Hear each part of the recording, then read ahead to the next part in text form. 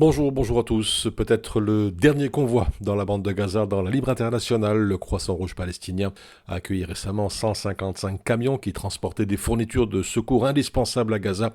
Il s'agit sans doute du dernier convoi car le manque de carburant se fait criant. Depuis le 21 octobre dernier, quelques 1135 camions d'aide ont été acheminés de l'Égypte vers la bande de Gaza assiégée via le poste frontière de Rafah. Cela représente une moyenne de 47 camions par jour. L'UNRWA qui a déclaré que les camions à Gaza sont à court d'essence et ne seront bientôt plus en mesure de transférer l'aide qui entre par le poste frontière égyptien, souligne le journal belge.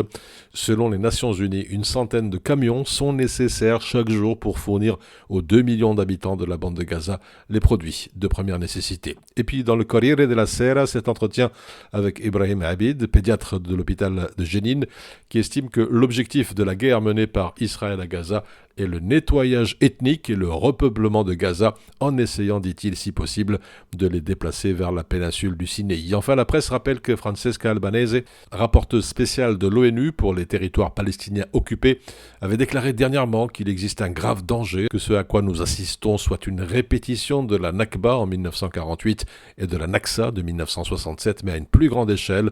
Selon elle, la communauté internationale doit tout faire pour empêcher que cela ne se reproduise.